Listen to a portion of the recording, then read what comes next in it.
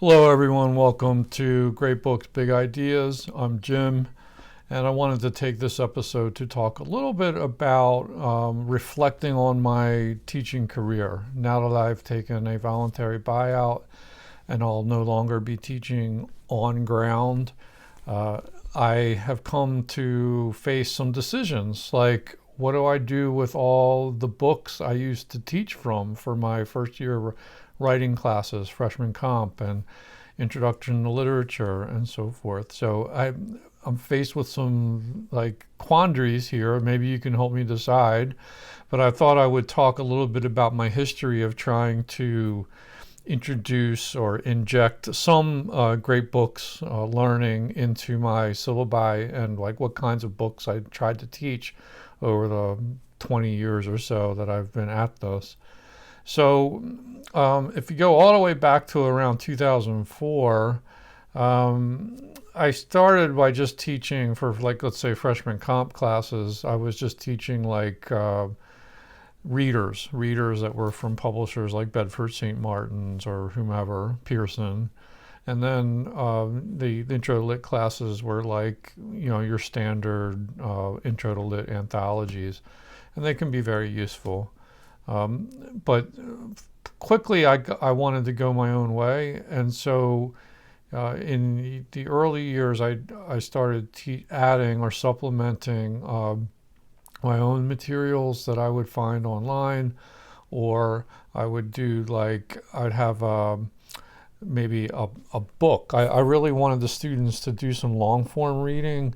So I remember in the early years teaching a Douglas Rushkoff nonfiction book. I think it was called Coercion. And there were different books like that. And like later, I had a lot of success teaching a book by Sherry Turkle called Reclaiming Conversation, which is an incredible book, which I just donated to a little free library. But in terms of great books and classics, that kind of thing, I gravitated in the early years, and I taught this for at least a couple years. This book, edited by Lee Jacobus, called A World of Ideas, Essential Readings for College Writers. And what this includes is, the book's still in print, by the way. It's gone through multiple editions. It's from Bedford St. Martin's. So it's a reader, but what it does is it kind of goes through different sections based on like government or the individual or wealth and poverty, nature, mind, and so forth. And it gives you these selections from classic works by and large, and some newer stuff too. So for instance, in this mind section, you can see, you read The Allegory of the Cave by Plato, and Descartes' Fourth Meditation of Truth and Error, or Sigmund Freud on the Oedipus complex, or Carl Jung on the personal and collective unconscious. These are all out of big ideas. There's Steven Pinker and Howard Gardner. I remember teaching that one, what's about theory of multiple intelligences and so forth. Or there's nature. You have Francis Bacon on the Four Idols, and Charles Darwin and natural selection. So you're not reading like, here's a list of the authors in there. You're not reading full books by these authors, but you're reading like the good parts, as it were.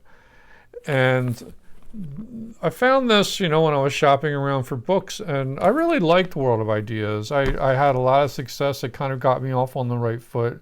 What I liked about it was I could teach it, and I could like, the reading load was challenging for the students, but it wasn't like too much reading. And I did this for a couple years. And then I started going my own way again. I have this tendency to go rogue, and I started just coming up with like stuff I was finding online, and one thing led to another. And then one thing I did was, in my effort to save students money, I started picking out these Dover thrift editions. And here's a stack of them. I think I've taught all of these at one time or another.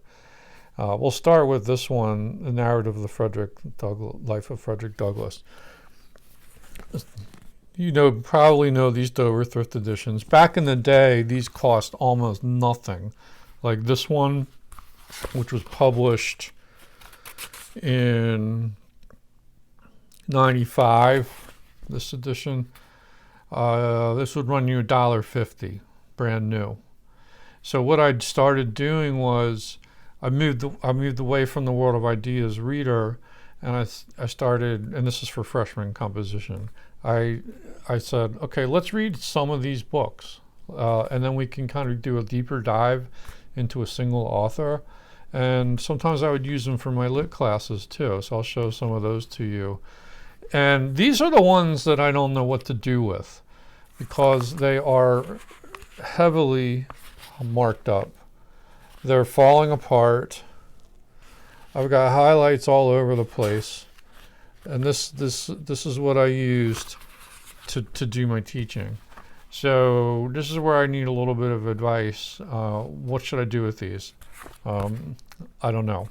I have an idea or two I'll share at the end, but let's take a look at, like, a really quick look at these, and then we'll sort of continue the story, because at some point I stopped using these Dover Thrift editions. But this one was one of my favorite go-tos, Narrative of the Life of Frederick Douglass. He goes over so well with first-year college students. Several of the students had read him in high school, but it doesn't harm them to repeat it. And we would read the whole book in there. Loved it. One of the great anti-slavery abolitionist texts. And you could just teach that night and day. It was just beautiful, especially the chapters on learning to read and write. That's a great way to get started with a freshman writing class. Loved it. This was a staple too. Henrik Ibsen, A Doll's House.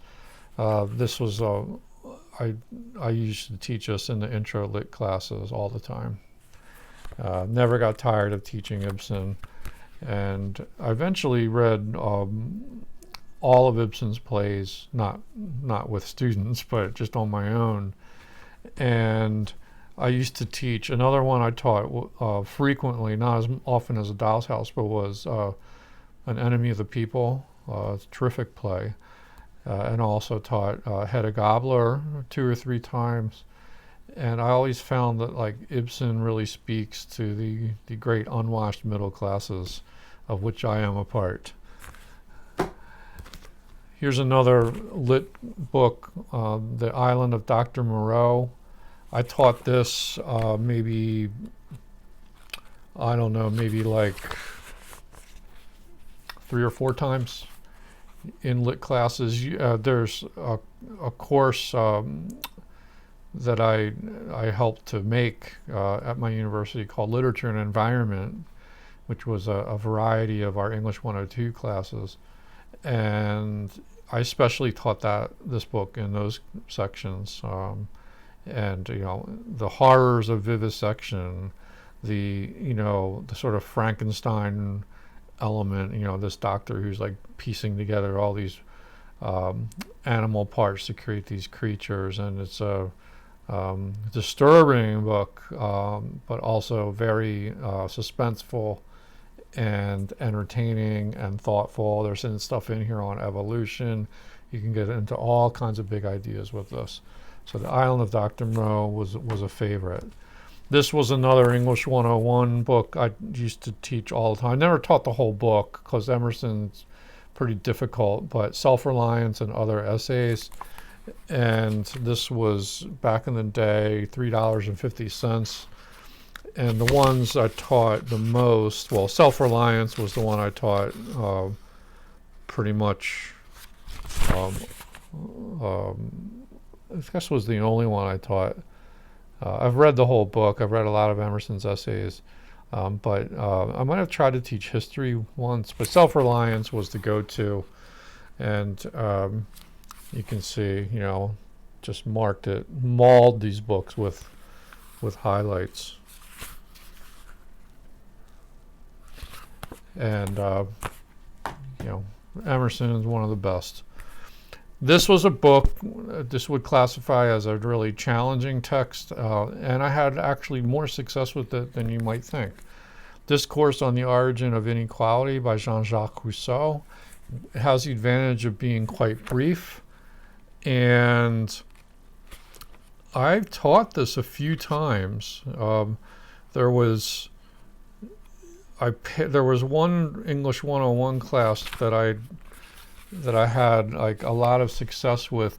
I paired this book with Robinson Crusoe, and then a retelling of the Robinson Crusoe myth, a book by Michel Tournier called Friday, and also Civilization and Its Discontents by Sigmund Freud. We had some interesting conversations in that class. That was one of my more successful English 101 ventures. And this book is sort of talking about the state of nature and how society has basically ruined us. I love Rousseau. He's just kind of like a free thinker, and he's not afraid to go there. And this was like really like so much material for thought in here. Again, marked it up all over the place, and we'll have to like decide what to do with it. Here's a lit book that I taught a lot, and it was the Dover Thrift edition of The Yellow Wallpaper and Other Stories by Charlotte Perkins Gilman. And you can see here, this one is well used. I love this wallpaper cover. And okay, yes, we teach yellow wallpaper all the time. That's a staple in lit classes. But you can see these are the other stories. All of these are really interesting stories.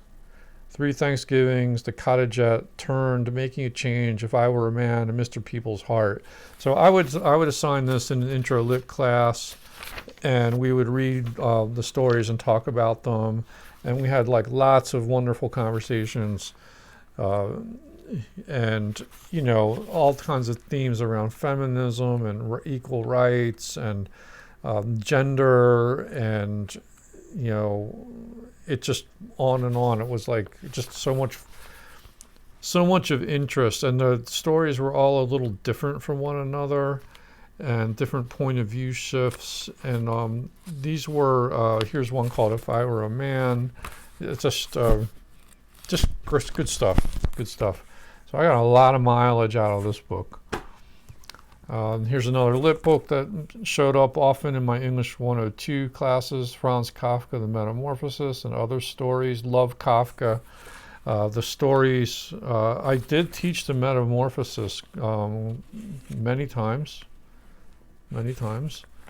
And but the other stories I taught in here were The Judgment. I taught that a few times. In the Penal Colony, I might have tried that once. Country Doctor, I taught once or twice. And A Report to an Academy is in here too, but I never taught that one. But mostly it was Metamorphosis. It's a great novella, one of the great modernist classics, and it was thought-provoking. And I always leaned heavily on the Vladimir Nabokov notes on The Metamorphosis, which I think you can find online.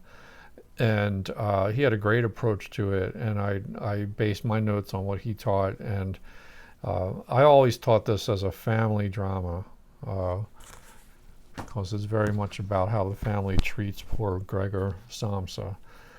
Here is another Dover Thrift edition, Christopher Marlowe, Dr. Faustus, nice cover. And this one I taught once or twice, and I think it's because my wife had some success teaching this, and I thought, well, let me give it a shot.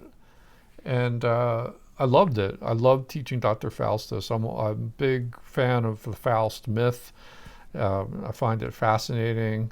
Goethe's Faust, and Marlowe beat Goethe to it by what, 100 years or 150 years or more. And contemporary of Shakespeare. This is a wonderful play. It's not long. It's a good alternative to Shakespeare, and you could really do some great scene analysis and soliloquy analyses, and lots of great poetry in here.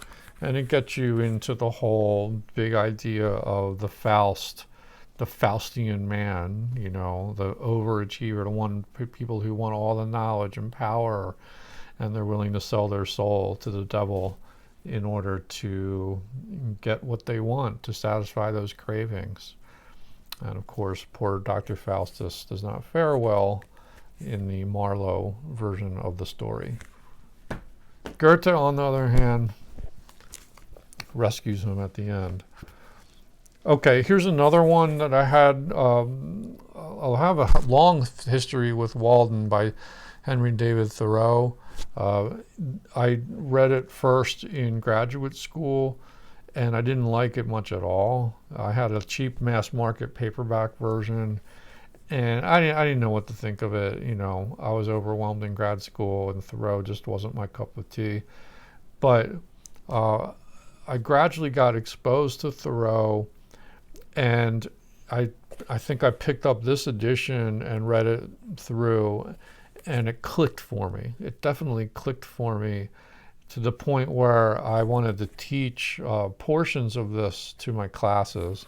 So the chapters that I tended to teach, I skipped around through it a lot, but here's your table of contents. But the economy chapter was something I did a lot of. Where I lived and what I lived for, one of my favorite chapters. So you can excerpt this stuff for students. Reading was good. The solitude chapter, sometimes I would just teach that as an excerpt. Visitors was also a good one I taught frequently. Higher laws, and spring, and the conclusion. That's usually, I don't think I ever tried to teach the whole book. That would have been pretty painful, but just a terrific work of American literature. And again, I got a lot of mileage out of this old guy. And then there were a few other ones, like I said, An Enemy of the People, Hedda Gabler. Some of these Dovers I've already discarded along the way, or they just literally fell apart on me. But for a while, like in and out, I would use these texts, and they were very affordable for the students. Oh, I remember another one I have. No longer have this one, but I used to teach the Communist Manifesto. I had a little Plato anthology, like of some of his dialogues, and we would read, Apology and Crito, and I think the Phaedo. I read that with them a couple times, and these were challenging, but like some students really took to it, and I think by and large the students liked the challenge. Like that was what I found to be the case. Maybe I'm conning myself. I'm delusional. I don't know. But and then there was one semester where I tried to teach Aristotle's Nicomachean Ethics, and in the Penguin Classics edition, I still have that. Not to show you here, but that was fun to tackle as well. So, I was always trying to come up with different combinations of things, keep myself fresh, and keep the students on their toes. And we read a lot of good stuff. I don't know how successful it was. I honestly don't know. But I felt like I was fighting the good fight. I felt like these texts mattered. I didn't want to always be sort of following the trends and be faddish with my selections, although I was always trying to diversify my reading list. Like that was always a major goal. Now, towards the end of the career, what I started to notice was that the attention spans were getting shorter. I sometimes had a tendency to overindulge and overassign and try to do too much. So I needed to curb myself. but I also felt like the students couldn't handle the challenging page counts and degree of difficulty like maybe they used to in the first 10 years of my teaching. And I would say sometime around maybe 20, I'm going to ballpark this around 2016, 2015, 2016. Definitely after 2016, this trend like solidified and sort of really became like noticeable. Is just they just couldn't handle it anymore. And I think this is just me opining, but I think the scarring of American society that Trumpism caused, no matter what you think about that guy, it caused upheaval. It ruptured the society. I mean, we were already breaking apart, but there was something sort of traumatic for a lot of students about those years. Come after, like 8 years of Obama and everything, and then this kind of like just sort of ripped through and changed the whole landscape. And I don't think that helped. I'm not saying that was the cause of all this, but I don't think it helped one bit. And it was. I felt like I had to start changing the way I taught. Like I couldn't do as much as I used to want to do. And that could be because attitudes had shifted around about canonical texts and classic literature and all that.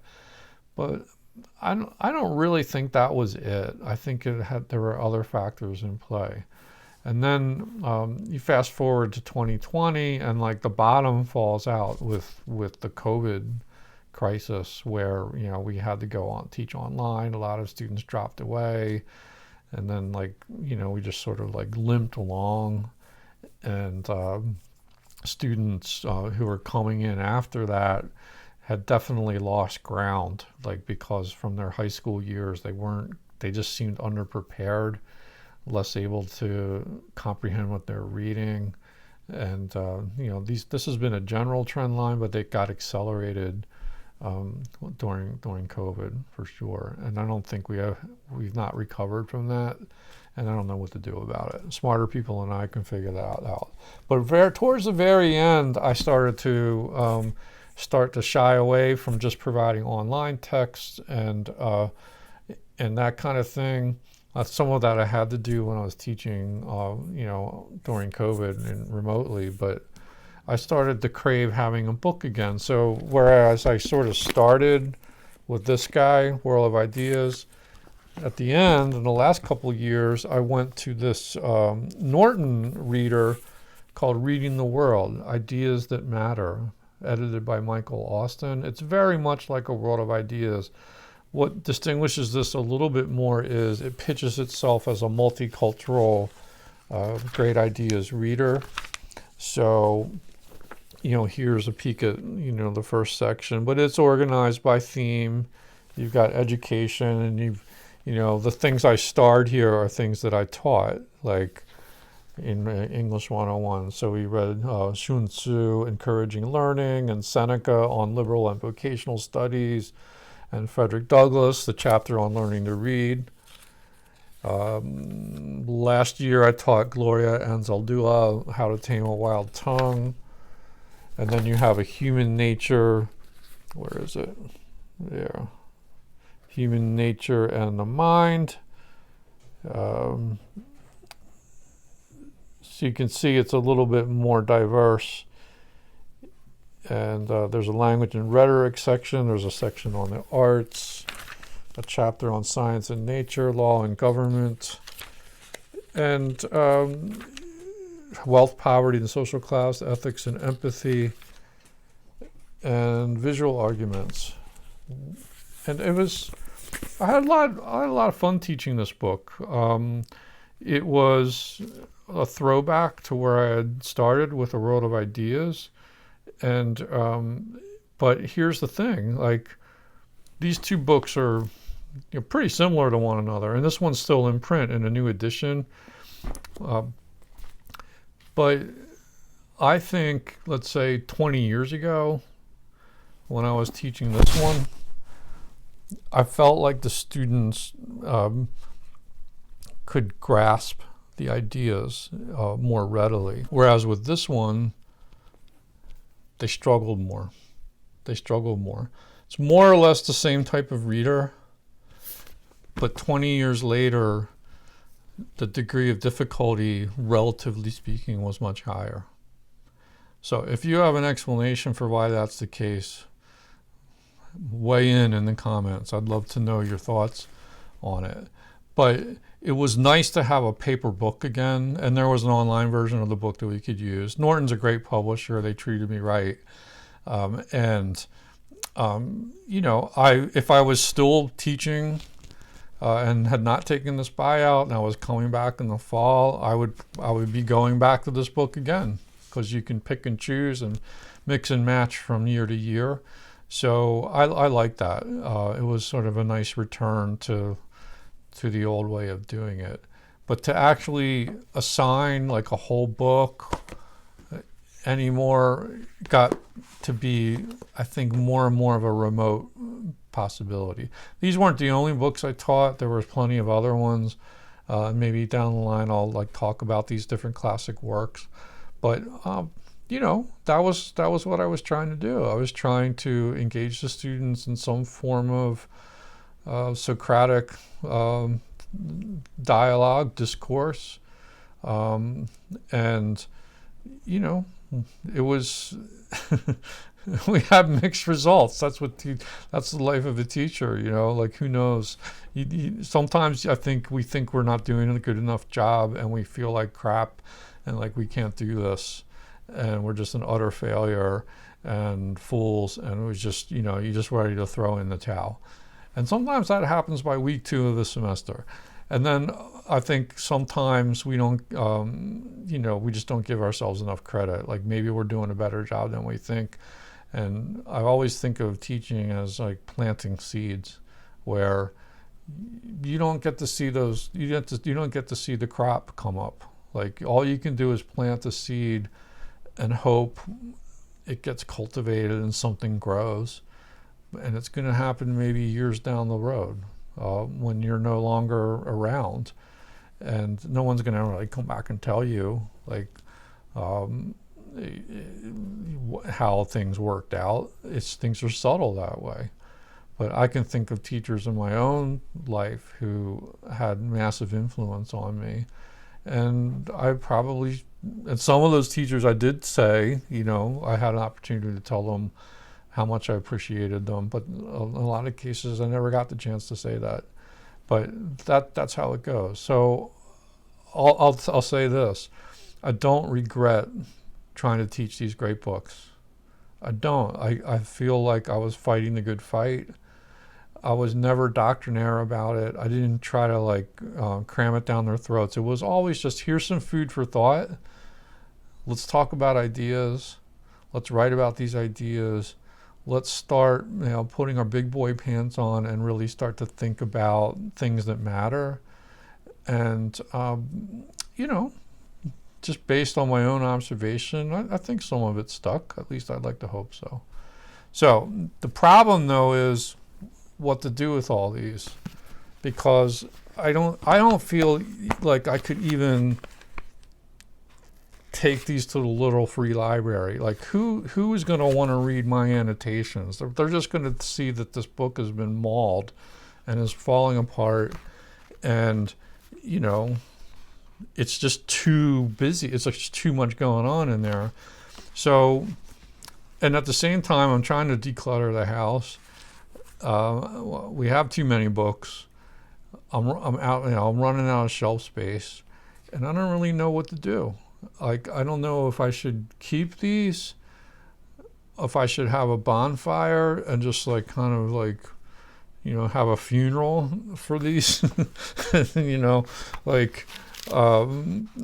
I want to read Frederick Douglass again, I'll read him in a nicer edition. I have a nice Penguin Classic somewhere, and I'll probably get into that. But So anyway, here's the one thought I have about this, and people can comment if they want, if you think this is a good idea or not. What I might do is I might actually just get rid of these, but I'll get rid of them one by one.